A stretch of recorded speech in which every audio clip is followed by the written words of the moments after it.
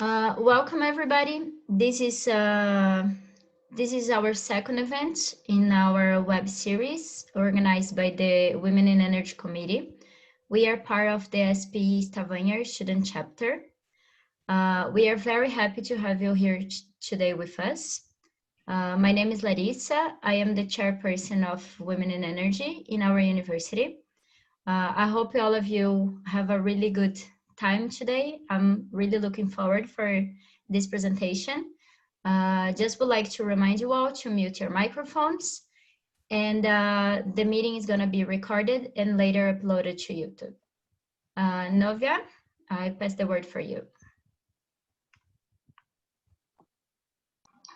All right. Welcome, everyone. Thank you for coming, and welcome to our second web series, Presentation and Leadership Skills. We have very special guest speakers today, Sheila Montilla and Aurora Kennedy. Thank you. We are very honored for you to be here. I'm just going to give a brief introduction of both of our special guest speakers today. First of all, we have Sheila Montilla, who is a seasoned professional with over 20 years of progressively responsible leadership experience in different roles. Outstanding performance record as a leader in the oil and gas industry. Creative and talented professional with international experience, optimizing and managing multidisciplinary teams. Charismatic leader, directing, collaborating with all levels of the organization. World traveler with over 35 countries visited, and fluent in English, Spanish, and Portuguese.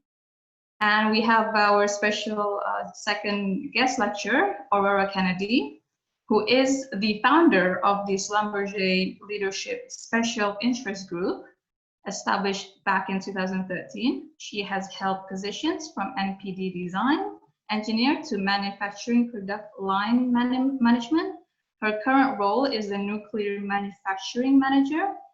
Aurora is a member of the industry advisory board for the Cullen College of Engineering and enjoys promoting STEM engineering. So we would like to, again, kindly ask all of you to please mute your audio for the conduciveness of this presentation. And without further ado, Sheila and Aurora, you have the panel, you have the screen. Thank you. Thank you very much for inviting us to be here. Both Sheila and I have been preparing and excited to be here to share with you. And we're really looking forward to share what is leadership with purpose, mind, and body. And with that, I'll hand it over to Sheila. Yes, hi. Likewise, thank you for the invitation. It's our pleasure and honor to be here with you. And we are grateful and that you are investing some time in your own development, especially on your leadership skills.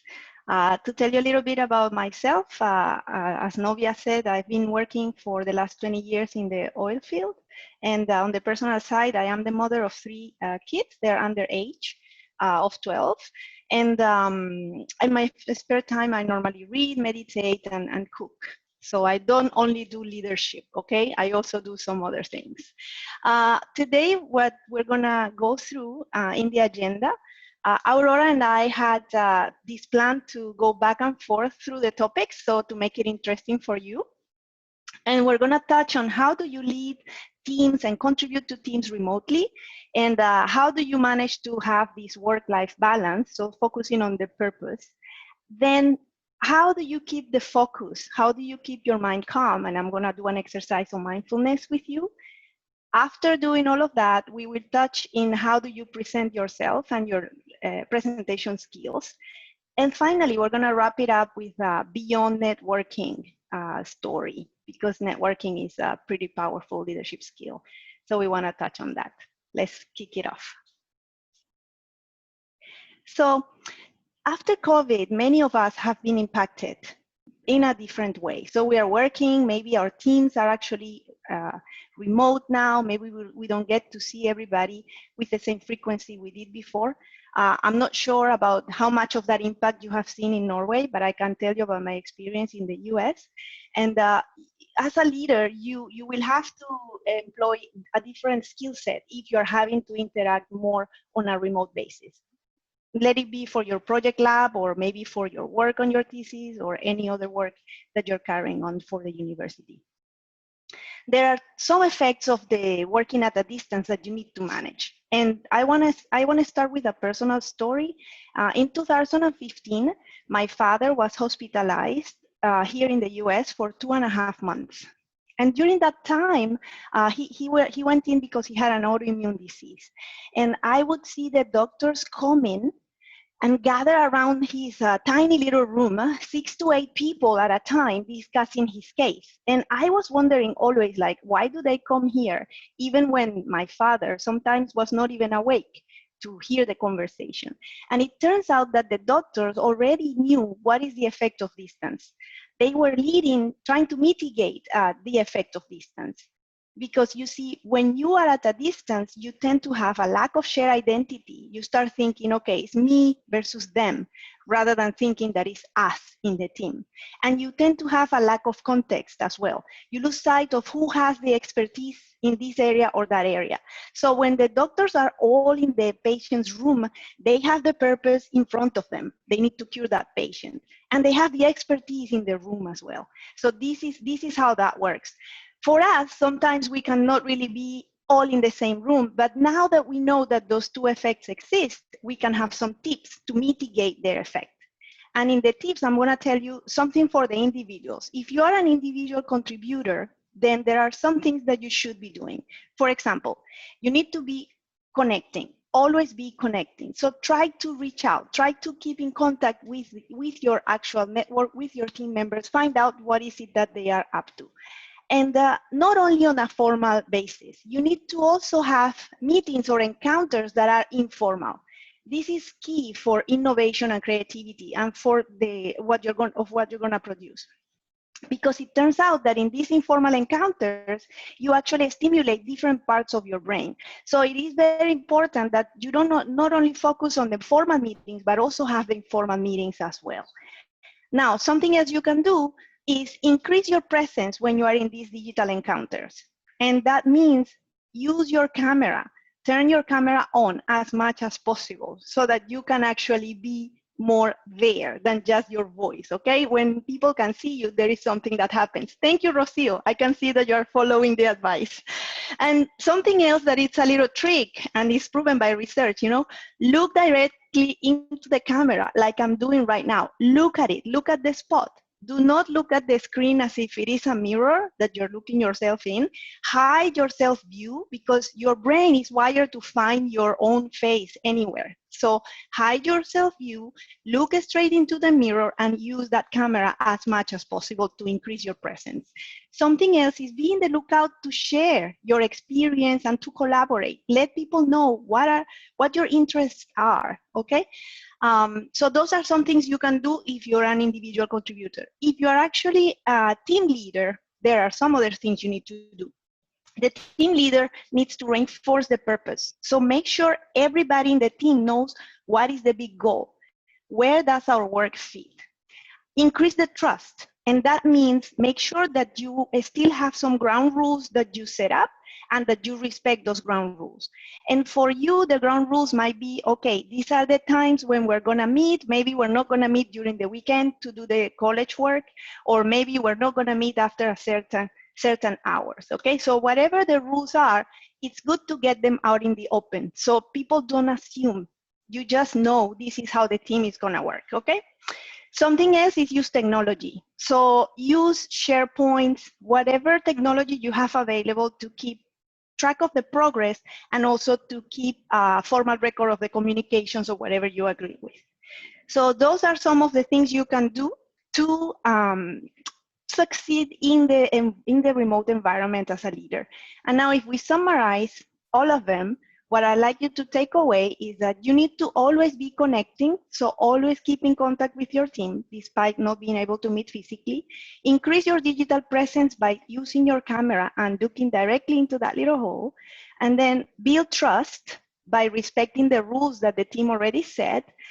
Make it a point to reinforce the purpose every time you can. Remind the team, why is it? Remember that those doctors and the patient. Remember why you are together, why you're working in here. And then use technology to track your steps and to share the content or the progression. Now, after you manage to do all of that, you need to also work on your work-life balance. And Aurora is going to tell us about that. Thank you, Sheila. Thank you for the tips on working remotely. It really does help, and it really helps connect you back with other people when you can't share the space together. So talking about work-life balance, as you know, I've been in the oil and gas industry for 15 years, and I've had many roles. But even before that, when I was in university, it was a topic that would continuously come up. So before we talk about work-life balance, and it's really not going to go away, I want to cover some myths about it. So, what are some of the myths around work-life balance that we face? So, one of them is that it's like a way to get control. Okay, if I can just get to that work-life balance, it's all going to be good, right? So, but it's not. It's not about control, and that can also create more stress if you have a fixed mindset that, hey, I'm going to get this under control. The other big gap that we face is a myth about that there's an equation. I'm going to solve this once and for all, and it's going to be done. I've solved it. Work-life balance, done. And it's not an equation at all. And the last one is the biggest pitfall, and that is that we can find the solution externally. The solution to work-life balance is really inside, and I'll get to more on that in a bit. But the big thing is, so why do I care about work-life balance? And the reason is the cost of imbalance is so great.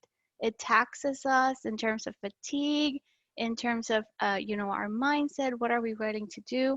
But it also taxes us on our lost opportunities, both in personal and professional life. We won't be able to get what we want if we are faced with this dilemma. In reality, I want to change the notion of this being a balance. What it really turns out to be is a budgeting of our most precious resource, which is time. We really have to figure out where do we want to spend our time. And for it to be satisfying, it has to come from within. So I want to share some tips with you. First of all, as an individual, right, in order to be able to figure out how to get the most satisfaction, you really have to look inside and consider your whole self, your ambitions, your emotions, and you have to be realistic as to what are the changes and things that you are committing to, right? Also, if you commit to something that you really value and then you find out you're not getting the satisfaction because you really want to do something else, you can't just go 100% over to that new activity. You can't do that fast switch. Small things matter. You can take small steps. If you've been neglecting something that's really important to you, you can do one thing at a time, maybe this week that you'll dedicate some time to it, and you'll derive greater satisfaction than if you did nothing at all. So as individuals, it's really important to know what you derive satisfaction from. When you're looking at a team or when you're leading, whether it's a project team or you have a team of effort or event that you have to do for university, it's important to cultivate a sense of communication with the team. Find out what are the boundaries that they have. Like Sheila mentioned, like, are we going to work on the weekends on this or are we not? And open that communication, because it also shows that you have boundaries that you want respected and you're willing to listen to others' boundaries and then work together. It is important to have an open collaboration environment, right? It is too precious to waste our time with a toxic environment or a place where we are not able to communicate where are we being impacted. So it's important to cultivate that as leaders, the open communication with our team members and with others. It will really help in the long run. So our takeaways for work-life balance, it really comes down to work-life balance doesn't have a single answer, and the bottom line comes from inside, and it is not a one-time effort. The work-life balance that I have now, or the work-life budgeting, let's say, that I have now, it didn't work for me before when I was in university. And in 5 years from now, what I have now is not going to work.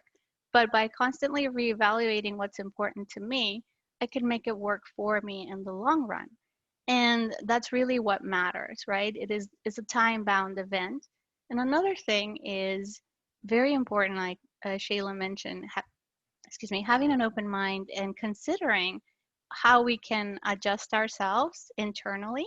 And it comes down to mindfulness. And Sheila is going to share with us some tips on what we can use as tools for mindfulness. So with that, I'll hand it over to Sheila. Thank you, Aurora. Thank you for those tips and the budgeting. It's a good, nice word to have in mind.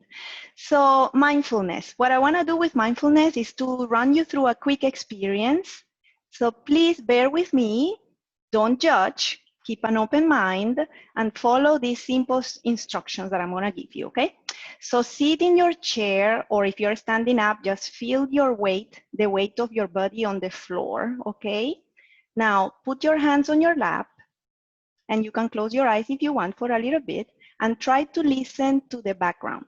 Try to listen deep. What is happening outside of this meeting? Do you have any, maybe rain outside, or somebody's playing in the street, or you hear somebody else in the house? Hopefully not a ghost. But what is it? Can you hear anything else? Okay. Now you can open your eyes and look at something in detail. Like maybe in your desk, you have a pen or a lamp or flowers, whatever you have near. Take a look. Look at one object only for 10 seconds.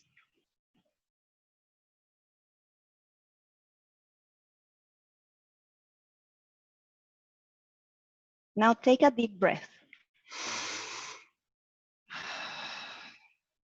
Is there any particular smell? Perfume, maybe? And now tell me what is the color of the walls where you are in? And you can put it in the chat. It's okay. We can have a conversation, a written conversation. So, okay. So when you do that, what we are actually doing is engaging our senses. Okay, you are looking at what are you seeing, what are you hearing, what are you smelling, and there is nothing like engaging your senses to be in the present moment. This is something that you can do during the day more than once, because humans, we tend to wander. Our mind tends to wander a lot, and in fact, it's said that we spend a lot of our day daydreaming. Okay, we're not really fully present. We're either in the past, thinking of something that already went ahead, or we're just focusing on in the future. Okay, but we're not present. And there are many definitions of mindfulness, and I'm going to show you a few from the dictionary. My favorite definition of mindfulness is that it is a superpower. Okay, it's something that you can have up your sleeve, and it means that you can bring focus, you can bring your mind to the present moment on demand. When I say go, my mind goes, you know, and it's pretty hard to do. It sounds very simple, but it's pretty hard to do because most of us are highly distracted with technology, with whatever is going on, with our own thoughts, you know, either in the past or in the future. So when you are the leader, you need to bring certainty when there is uncertainty. And to bring certainty, you need to be present. So practice trying to focus, practice trying to be in the moment so that you can actually make the better decisions. And the more you practice, the easier it will become. The more you practice, the easier it will become, and you will see your productivity rise, because then you will actually focus on what is important. What is it that I need to do right now, rather than worry about the past or the future. And this is something that I want you to take with you as you move from your degree to your career. And then you're going to use it in your personal life as well, I'm sure. So now I'm going to pass it on to Aurora, who is going to tell us about how we present ourselves and how we can actually do better presentation as well. Thank you, Sheila. So definitely, and before we start, I want to start with a challenge. So I want you to pick a topic or maybe something that I talk about next when I'm talking about leadership presence. Maybe identify something you already do or something that would be nice for you to pick up and start doing, right? So the important thing about leadership presence, like what is it? It's important to how you present yourself, but it's also your ability to transmit your ideas, right? Those are going to be key founding blocks from now through the rest of your career and even in your personal life, right? So let's talk about how you present yourself first, right? what is self-leadership and how does it really play a role in how you are able to present ideas? So the first thing about self-leadership is you have to know it's all about you. This is a moment when it's all about you and it's really all about you. You need to know, what do you want out of your career? What do you want out of your life? What are your emotions and ambitions and aspirations, right? All of that. You need to know who you are, because if you're not in the driver's seat, somebody else is driving your life and you might not like where it ends up. So it's important that you take your own driver's seat, and to do that, you have to know where you want to go. So how can you develop your self-leadership in a way that will take you where you want? And that's the important thing. This is where mindfulness also comes into effect, right? You need to be able to stop, slow down, and observe and explore. But what you're exploring is inside you, right? What is it that drives you? What motivates you? What are the things that are going to give you the greater satisfaction, right? It does require investment, but hey, it's investment in yourself. I mean, where else would you ever put some more investment, right? Spend time with you, get to know you. So I want to guide us through an exercise to do that. It doesn't take long, and that's the other thing I want to bust out here. And exploring your self-driving and your self-leadership doesn't take time, but you do have to be purposeful about it. So we're going to think about self-reflection. I want to guide us through an exercise. I'm going to have some others posted here for reference later.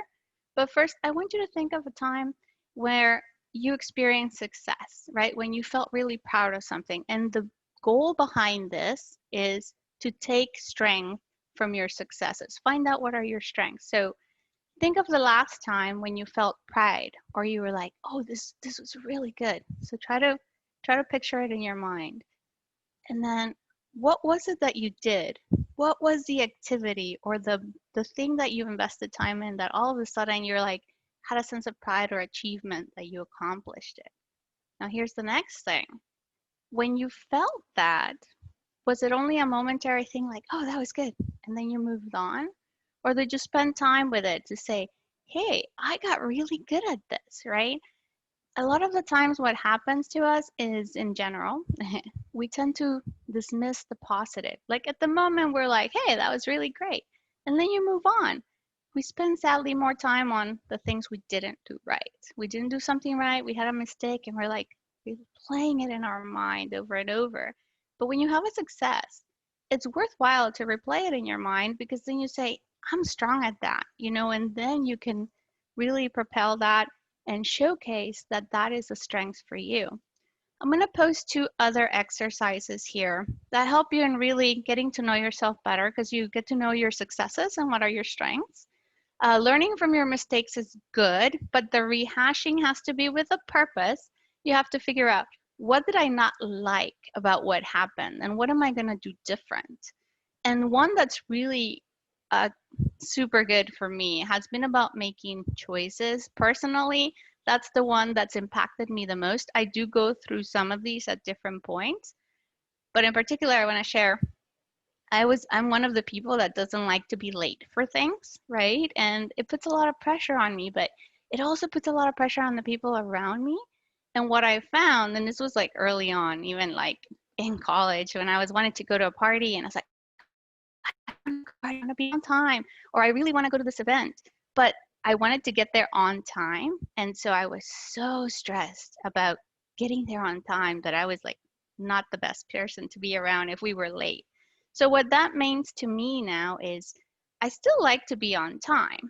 And, but then I think about it, is it going to be a make it or break it? Am I going to ruin the place that I'm so wanting to get to because I'm so focused on the time?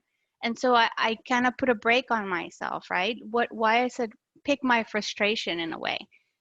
Is it critical or not critical? Am I going to ruin it by being so focused on the time? These are the kind of exercises that you get to know yourself, and then you can make a better decision, or at least know what is going to push your buttons, which is very critical as a leader.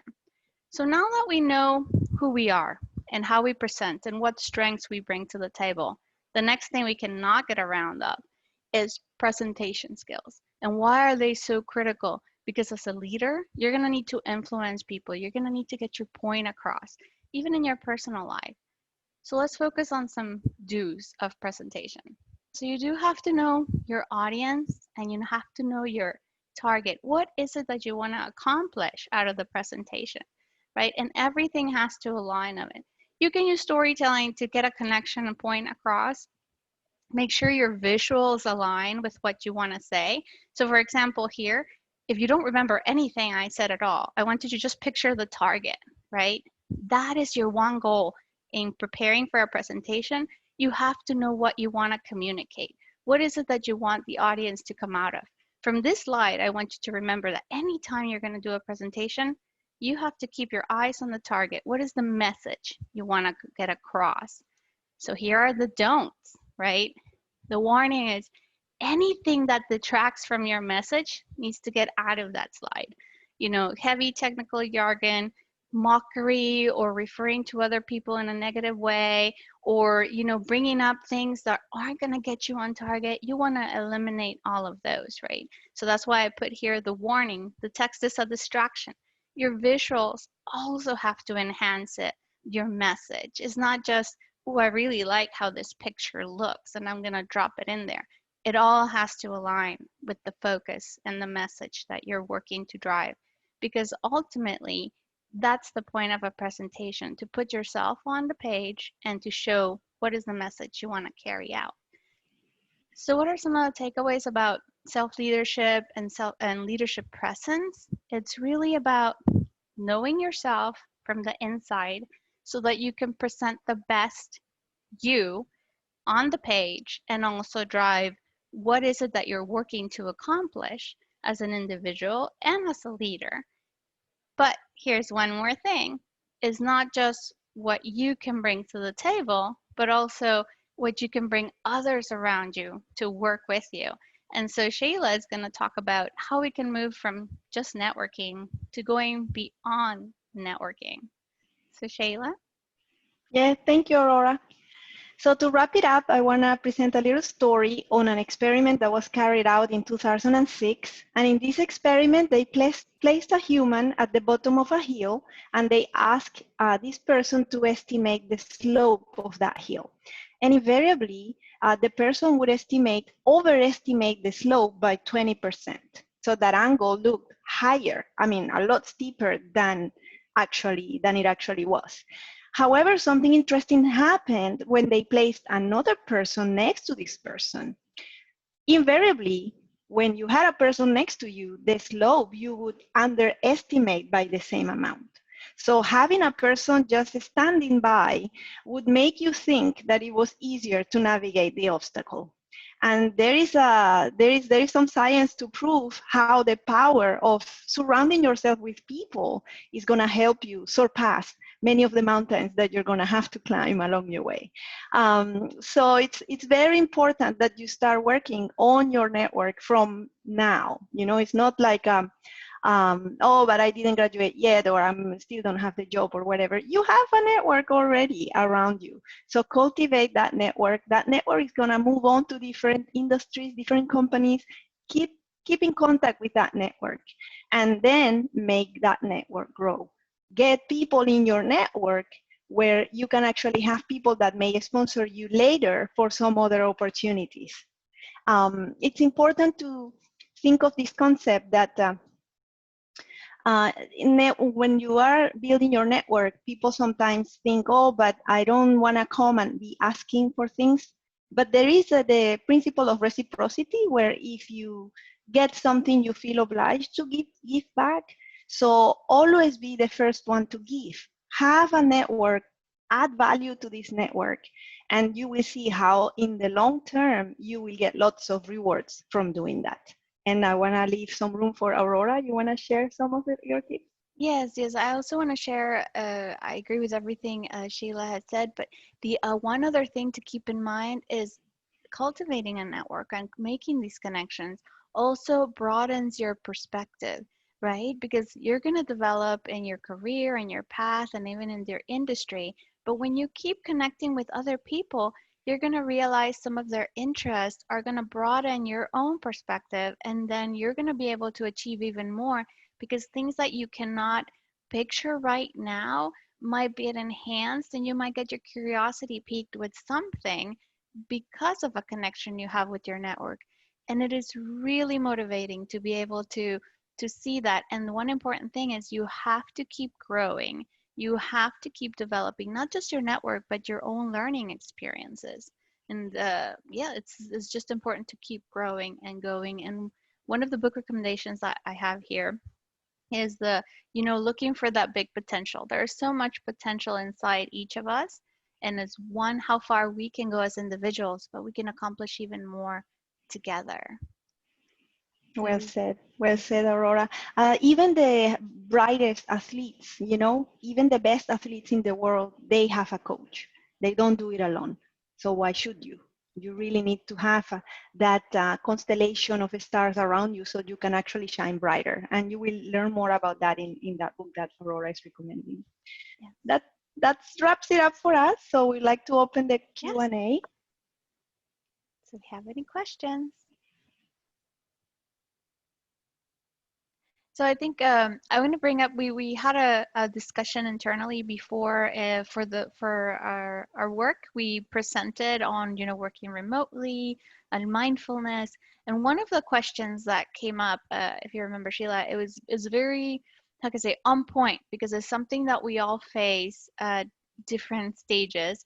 Is how do we turn off our worries, in the sense, how do we turn off our worries to be able to go to sleep? Like you have a big test coming up, or a big project, or a big delivery, and everything that's going on in the world. One of the big questions is, how do we get to shut that off to be able to get some sleep and get some rest? And so some of the things that we can do is make use of the mindfulness tools. So I don't know if you want to mention or add something on that, Sheila. Yes, of course. And it's training, right? Like I said. So you can get in the routine of having some deep breaths before, when you are about to just go to sleep. Just try to relax your body, and you can imagine that there is it's like doing a body scan. So you can imagine that there is the light on the Xerox machine, that you have a light going through, and you pass through all your body until you reach your feet. And just doing that is going to change the focus, not to the external world, but just thinking of yourself, of your own body. And this is going to be something you can do to disconnect from whatever is going externally. And you repeat it until you are out of it. It's going to help you get to that point where you're relaxed a lot faster. Thank you, Aurora. Yeah, that's a good point. I don't remember the exam stress anymore, but yes, please. I still do. But it's not actually true. I took the project management certification a month ago, and I was stressing about the exam. So I can tell you for sure that helps. Yes. Do you have any questions for us? All right, I have a question, actually. How do you lead your team to be more effective, to drive them more motivated? Because leading people isn't just being controlling or telling them what to do, but you kind of need to be empathetic with them as well. How is it effective in this case? So, thank you. I can start with that. So one of the things that I've found is the most important that I can do for my team, and that I've been doing at different stages, that I've learned to do, let's say, is to really help the team know the purpose of why we're doing things. And it is very easy as a leader to turn into manager, in the sense of just focusing on what are the numbers, what are the targets. And I found that when we do that, even in the personal leading of the team, you get disconnected from the mission or the purpose as to why. Why do those numbers matter? And even if at some point you had an idea of why, it's easy to get disconnected within the pressure. So I always have a conversation with my team to say, okay, these are the numbers, but this is the why we care about the numbers. Because it also offers the opportunity for the team, if things have changed and I haven't noticed, or we have disconnected from the why, right? We're still focusing on these numbers for this reason, But if our environment's completely different, it gives the opportunity to the team to say like, those are not, maybe we shouldn't be looking at those numbers anyway, but they're involved in the conversation, and it really matters. Engagement comes from when you know why you're doing the things. What is it that you're connecting with, right? Ultimately, like I said, we have a very precious resource, which is time. So why are you giving your time to this? And it's important for the team to know what are the value that they're bringing and why is important to focus on these different things. And so I think that that really helps with the motivation and connection of the team, and having open communication is really, really key, knowing that they can come to you at any time. Sheila, I don't know if you have something else that you want to. Yeah, I would like to add, addressing what Novia mentioned, that you don't want to be in command and control. You don't want to be telling people what to do. So something I use for that is I ask questions. I ask more questions, lots of questions, and I tend to give my opinion last. So you let your team chime in first. And like that, you're not dominating, or people are not saying, oh, well, if the leader wants to go that direction, don't say any of the other ideas, because this is the direction we're heading. So you first probe, you get everybody's voices in there, and then you say, okay, great, and this is what I think about all of this. And so you have a chance to hear everybody.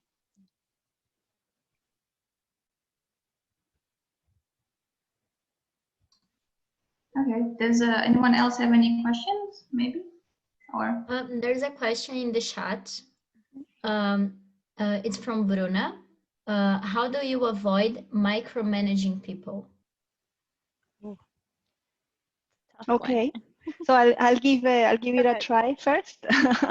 So to avoid micromanaging, you need to there is something you need to do before you even mention micromanaging. You need to build this sense of trust in the team. So it's very important that there is actually trust, and trust is a feeling, right? It's not a condition. There is no way to make it manifest just like that. You have to work on it. If the leader is the one that has the tendency to micromanage, then the leader needs to learn to delegate and to break the task in smaller pieces that maybe this person can have an idea of how it is going, so they don't get too anxious, and want to micromanage, okay?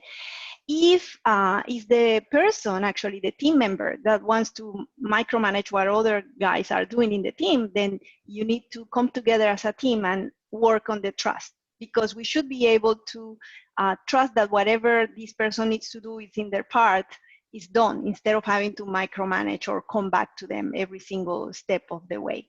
But to me, micromanaging, it's a sign that there is no trust in the team. And how do you build trust? Well, there are a few things. I can give you a whole hour on trust, but I'm going to keep it succinct. So there is a process to the madness, okay? There is a way you can fix trust. You need to first observe what is it that is going on. Is it that people don't think as this team member has the competency level to do the task? Or is it that this person maybe hasn't been honest in the past, and this is why we don't trust the person? So you need to find out what is it that is not right, okay? And this you're not gonna find out by looking at the person or by a conversation. It's gonna be not with your analytical brain. This is gonna come from like your gut feeling, okay? You need to see observe the interaction and think about it, right? So once you identify what is it that is not really quite square with this person, you need to have a conversation. That conversation needs to be private, and that conversation needs to address, it's called a difficult conversation because it's not going to be easy, but you need to address this point. You need to say, well, I've noticed that in the past you give some evidence, and then you say, okay, this is what I would like to see going forward. And then after you have addressed what is wrong, had the conversation, you really need to give it time, okay? Because it's a feeling. It's not going to be fixed overnight. But once the person knows, normally, most people in your team, they want to do well. They want to do a great job, okay? Everybody's trying to do their best. Maybe they don't realize that they're falling on this one short.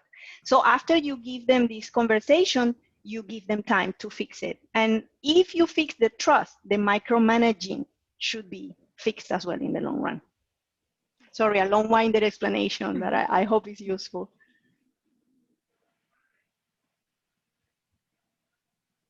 What questions do you have? All right. Are there any, how do you vote? I have a question. Mm-hmm. You have mentioned before that you have been in different locations, and I would like to understand how changing locations, how should you adjust to a different location on your presentation skills, on your leading skills? And if you have any tips on how to adjust when you move from a country to another that has a culture that is completely different than yours. Mm-hmm. Very good question. Yeah. Yeah. So So I'll mhm. go ahead, You go Sheila. ahead. Go Yeah, I ahead. go ahead. Okay, No, good. well, yeah, go ahead. Okay, so I did move quite a lot, as you probably saw, and something I would always do was to learn about the culture a little bit ahead of time. So if it's possible, you need to get the basics of the language that they speak wherever you go, because that's always, first impressions matter. And if you can at least say nice to meet you on the language of the country you are in, that would be great. And then of course, you bring with you this identity that you have your technical skills that you're bringing to the table. So do not let the form, alter the content that you're bringing. So yes, you will respect the cultural norms, and anybody can go into Google and find out, okay, what is customary in this country, okay? You need to be confident still. You need to be unshakable about the value that you're bringing, okay? Because normally, and I want to bring the experiment or the example of the gender difference here, okay? You ask this question, I am sure, because you like a very demanding or with a very high standard young woman, you want to perform at the top, and you want to cover all the bases, okay? But really, if this is a work presentation, you need to really focus on your work content, okay? And take care of these little things, but do not be distracted by thinking, oh, is this the customary? No, I always focused on this is my strength, this is what I bring, and I'm gonna respect the norms, but let's not lose focus. I have an accent, I'm sure, everybody can tell, but it's still, it's not how I say it, but what I'm saying is my idea that brings the value. So always think about that, and you will be fine. You will still be confident, and you will navigate any country they put ahead of you, because at the end of the day, what people value is the ideas and the strength that you're bringing, okay? It's not really how it looks, but it's the content that you're presenting. So if you do your bare minimum, you check the standard, and then you focus on the value that you're adding, you're gonna be okay. Yes, definitely, for sure, focus on the value that you're adding. And also like you said, you don't have to be at 100%, but you do have to show that you bring the strength, but you're also open to adjusting your perspective or learning how is it working there. You have your strength, but you're going to learn also from them. And I think that also opens up the trust channel.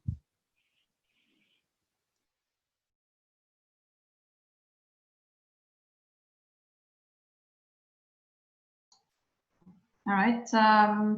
Anyone else have any question? I think there's a question in the chat. How do you avoid or manage complacency when you are leading the same team for more than 5 years? There's always a sense of comfort, which sometimes results in difficulty to draw the line between being their friend and their leader. Yes, a sense of, I see what you mean, complacency, like people getting into a comfort zone, right?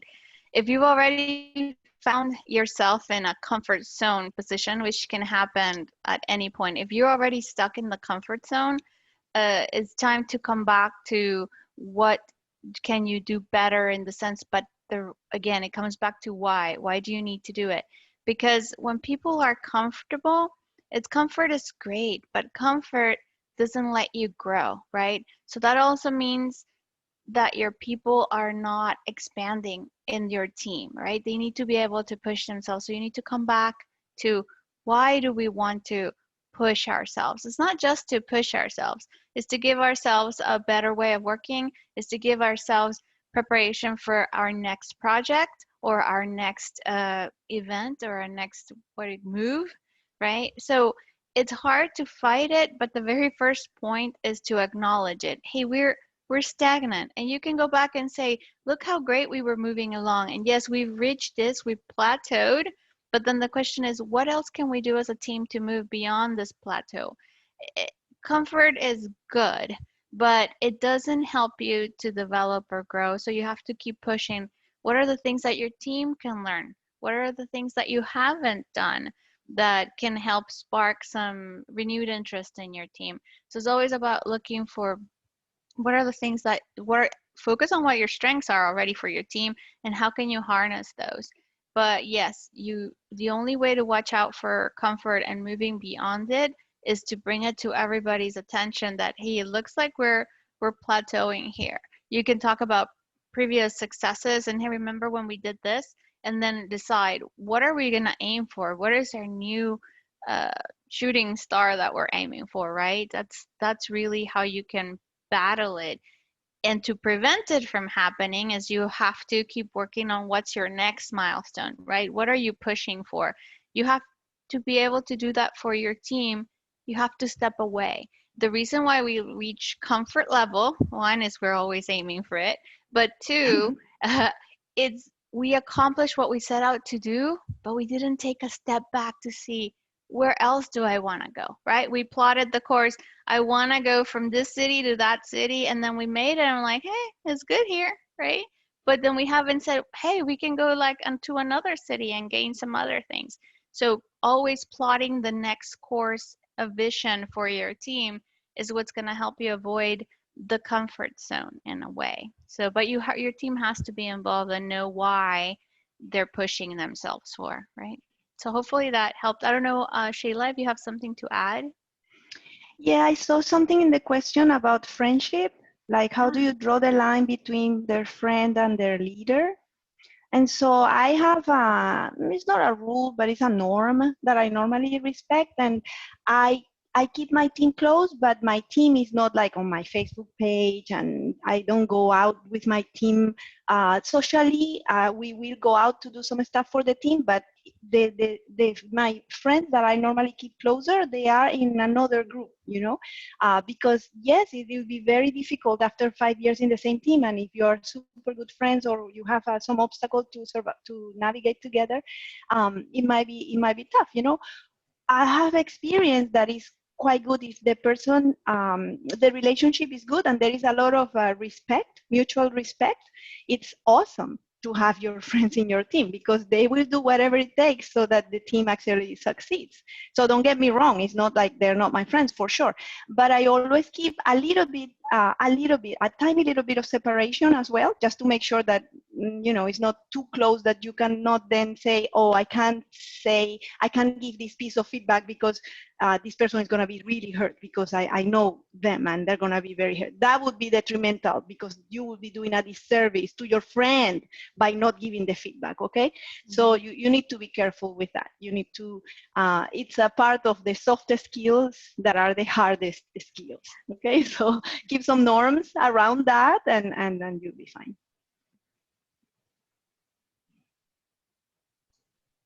All right, I actually have a question. What advice would you give to someone going to a leadership position for the first time? Because I believe that not everyone has they think there has too much pressure to take into these roles, and they overthink, and they're afraid beforehand to take these roles, and they would kind of step aside of them. So what advice would you give them? So I wanna say something first, and then Sheila, you can add. I want to make sure that each one of you, and I know it's like even today, if you get a leadership role, think about it. When they are offering it to you, they're already seeing your performance. They're already seeing the potential, right? So you're already good enough to go there. You see, you don't have to question yourself. The company or the universities or whatever opportunity is being offered to you is because whoever's offering believes that you have what it takes to succeed in it. You're already in, right? It's just have to make the step. And is it going to be different? Yes. Is it going to take a different time than you were used to? Yes, but you're also bringing a lot to the table. You're bringing that expertise, that potential that they saw in you. Basically, you can do it. You're the right person for the job. So you only have to commit to it. And it took me a while to learn that, okay? It wasn't like the first job offer that I got in a leadership position that I was like, oh yeah, I got this, right? But realizing that it has helped a lot, because when the job offer comes for a new position, it's not about like, wait, do I have what it takes to do it? It's more like, okay, how is this going to work? What am I going to do to make it work? What am I going to do to make it happen? Anything worth getting is not easy. So you're already, by having that offer or position, or even considering, or even the raising of your hand, because that's the other thing, is when you're in industry and after, even in university, the opportunities are gonna narrow in the sense, the ones that just fall in your lap automatically. Just why it's good to have your network, it's good to connect, because you're gonna be able to see the opportunities, and then you know which ones do you want to chase, which ones do you want to raise your hand and say, I am interested in doing something like that. And I think that's really what it comes down to. And the only way to get that self-assurance, or that first step, I got this, is to know what strengths you're bringing and value them, because each of you brings a lot to the table. And so you have to have that in perspective in mind. And that's what I want to say, right? Know your worth. And when you get offered something, it's because you're worth it, because you have what it takes to succeed in it. And it takes sometimes a while to recognize that, but it's in every one of you. So that's what I would say. Don't fear the leadership position. You have it inside you to do it. You just have to recognize it. Sheila, I don't know if you want to add something. Yes, you need to bring it out. It's your identity. It's inside of you. You need to carve it out, you know, and like Aurora says, this is not what your first answer when you're offered that first leadership role, because normally people will see you before you see you. Okay, so if they offer it, it's because they already see you have the potential. And oftentimes, you know, um, you will be already going against so many different things, because there are not so many women in the industry. So you will be working against some of the biases that are there, right? So once you get the opportunity, don't do like I did. When I had my first opportunity, I said, no, I'm not ready. There is no time to be ready. You will get ready along the way. You know, it's a process. But at the time, I didn't know any better. So I said, no, I'm not ready. I want nothing to do with that. And you know what I lost? Years of progress. Years. Because I only came to the leadership role that was offered to me later on, like maybe 4 years later, right? Because I had to do that role if I wanted to continue up the ladder, you know? So of course I was a lot more mature when they offered that. And when I finished that, I said, what? That was it? I could have done that, like, you know, when I joined the company, you know? And then what happened was that I took my head out and looked around, and oh no, my peers, they were ahead, because they took that bite, that bullet, you know, right away. So listen to us. Don't shine away from it. You know, go into the light. It's calling you for a reason. Go in. Do not run away. Face it. You know, face it. Go there and build your identity. You know how Aurora keeps saying, play back those moments when you've been proud. Athletes do that too. They get a film made of the best throw or the best basket or the best whatever they did, and they look at that many times, because that gets in their mind who they are. This is who I am. I am awesome. Like, I've done this, and I can do it.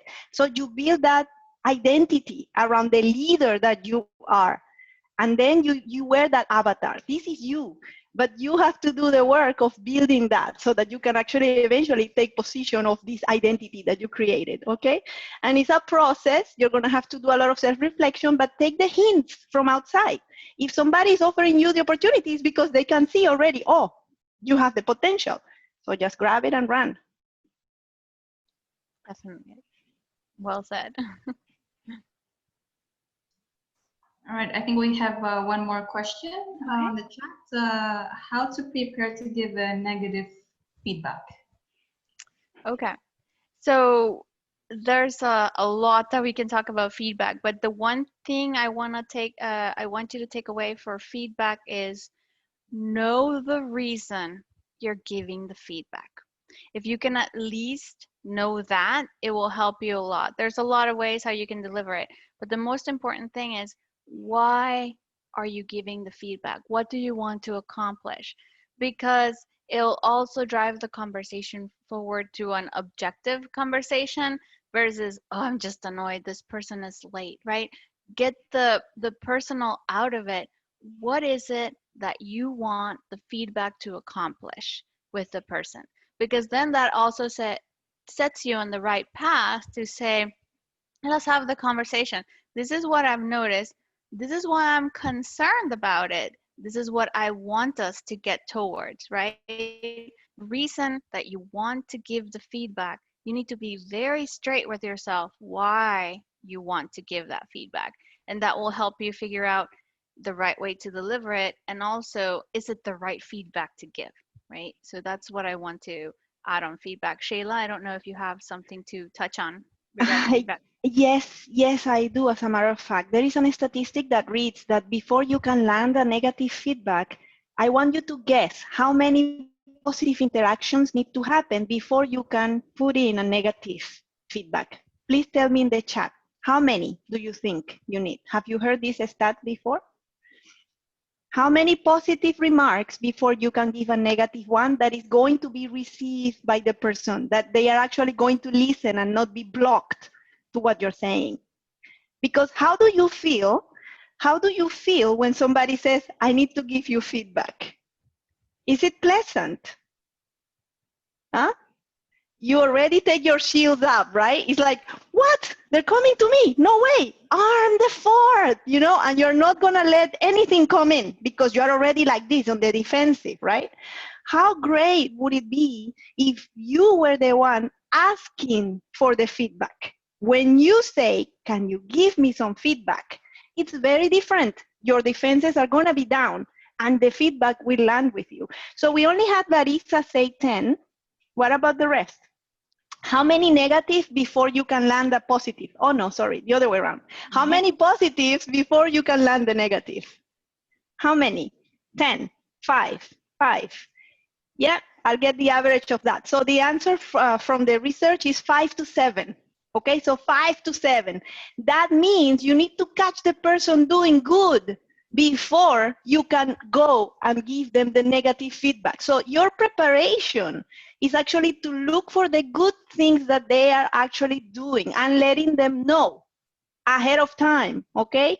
So if you get in the habit of praising, recognizing what the person is doing, then after a little while, then you can say, hey, it might be better if you did X, Y, Z, okay? And when you give that feedback, remember your SBI, okay? You need to first, so I is the impact.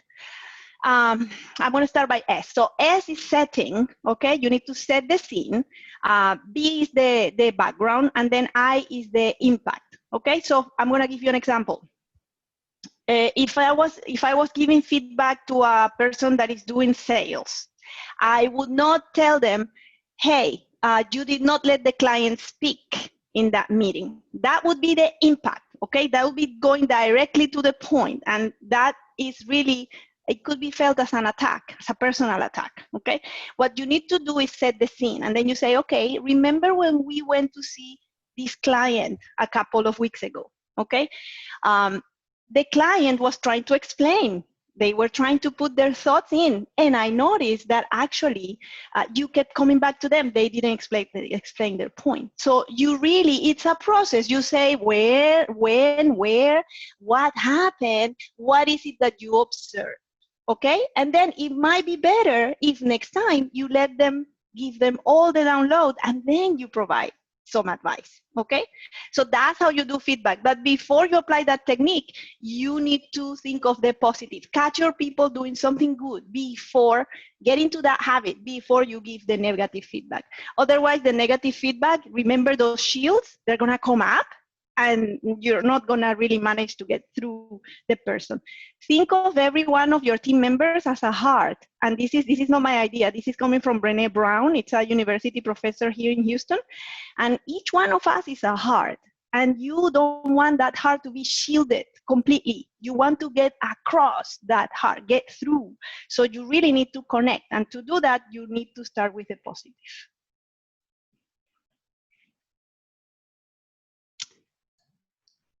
All right, then. I think we have gone over our 1 hour mark. I mean, I feel very excited and driven and motivated right now. I hope everyone feels the same way. Oh, there's something in the chat. Do we have time for one more? Or? Of course. We'll take it, yes. Okay. Some faces. So I just accepted the coordination area position of my team with just 3 years of work. And now my question is, who to manage a team with high level of education and experience, even with my junior experience? Well, congratulations, first of all. That's a big thing. And I think the big thing is, yes, you don't have as much experience, but remember what you're bringing to the table. And the next thing is you do have to listen to your team, right? Because they have the technical expertise, but you're there to drive them towards a goal or a project completion. It's important to earn their respect, and you earn their respect by listening and showing them that you value their opinion and that you're going to take their expertise into consideration. It is a bit of a balance, but it is definitely something that can be done. And as long as they can see that you have something to stand on, because there is a tendency of very technical and expert people to kind of push back to see how much, not that they can get away with, but how much, they can balance off of you. And I think as long as you have a clear point of what's your core and where you can stand on, and be sure to say, hey, I'm here, I'm going to listen, but I bring this to the table. I'm here to support you. I'm here to make sure you have the equipment or the necessary tools to carry out this project, right? You can focus on the nitty-gritty of the project, and I can help support you by doing ABC, right? Whatever is your mandate. And I think that's really what it comes down to. It's going to be a little bit of building the trust, but you also, show no fear, basically. Don't start the conversation by saying, well, I'm junior, I don't know anything, but I'm still here, right? Focus on what is it that you do know. What are your strengths? I have a lot to learn from you, but I have a lot to contribute too. So give your worth, stand with your worth, because I think that's a big thing. You have your role to play in that group. Each person has a role to play in the group, and that's the most important thing for that person to do. So for you is to be the coordinator, the leader of the group. So you have to watch out for other things that they cannot watch out for because they're focused on the technology or they're focused on the research. And that's the value you bring. Sheila, do you have something else before we cut off? I'll keep it brief. So Yeah. I was leading a team in South Texas during 2011 to 2014. And I was, of course, a lot less junior than the people that was there. They were the seismic crew, and they had been with the company at least 20 years, each one of them. Like, they were really people that were technical and knew their business. And who was I, to come out of nowhere to be their leader? So of course it's difficult at the beginning to earn their respect, but when you see that you have a strong work ethics and that you are actually ultimately looking out for what is best for the team. You know, if your intentions, review your intentions. Your intentions are to be taking the team to the next level, and you bring things that they don't really have, like Aurora was saying, they will accept you. And at the end of the day, you need to be careful as well, not to be too submissive to the role that, oh, because I'm junior, I don't know what I'm doing. No, don't go that route, because there are opportunities for people that might be more opportunistic within that team to say, okay, if there is a void in the power, I'm going to fill that void. You know, you need to fill all the space that you're given. You need to feel all of that. So an example would be to say, okay, we need to talk about this topic. I would like to hear your opinions, and then I'm going to make my decision. But I want to hear what you guys have to say, because of course you are the experts. But it's clear that you are the one that's going to make the decision. Okay, it's not, the decision is not going to go to somebody else because you're junior and all that, right? So as long as you keep that, walk that path, that you're going to earn their respect, but you're also going to hold your own, because you were given that responsibility for a reason. You should be fine. And if you get in trouble, you send an email to Novia, and Aurora and I will come rushing. Yes. That's what the network is for. Add us to your LinkedIn. I mean, let's connect. All right, then. I think we're going to end the session now. We will, on behalf of SPE and WIN University of Stavanger, we would like to thank you, Aurora, Sheila, for your presentation today. It was very beneficial. Thank you for the tips and advices and how to deal with a lot of things. So, Larissa, you want to end the... Yeah, of course. Thank you very much, Aurora and Sheila. It was very good. I'm pretty sure I'm gonna get some of your advice and use in my life. It opened my eyes many times during this lecture. Thank you so much for sharing your knowledge and your experience with us. And for you that are watching now, this was the second lecture of our webinar series that we are doing this semester. Our next session is going to be on 5th of October, and it's going to be about petroleum economics. So we expect to have you there with us. If you missed the first session or you want to watch this full session, it's going to be available on our YouTube channel on YouTube. So thank you very much. Thank you for joining, and I hope you have learned as much as I did today. Thank you. Thank you for having us. Thank you for having us. Bye-bye. Bye-bye. Bye.